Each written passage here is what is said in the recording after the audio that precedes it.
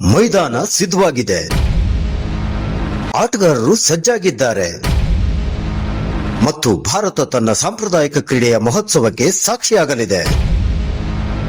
ಇದು senior national kho-kho championship 2026.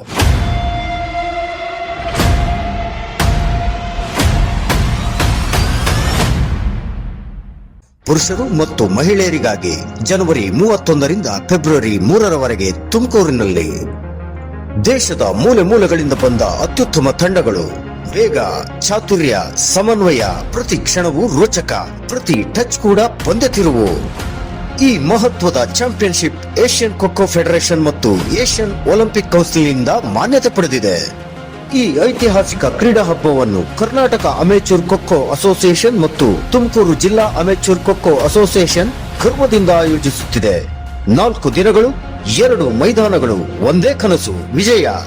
Kho-kho ಅಭಿಮಾನಿಗಳೇ, ನಿಮ್ಮ ಆಸನಗಳನ್ನು ಹಿಡಿದುಕೊಳ್ಳಿ, ನಿಮ್ಮ ತಂಡಕ್ಕೆ ಕೂಗಿ ಬೆಂಬಲ ನೀಡಿ, ಏಕೆಂದರೆ ಇದು ಕೇವಲ ಪಂದ್ಯವಲ್ಲ, ಇದು ಭಾರತದ ಹೆಮ್ಮೆ.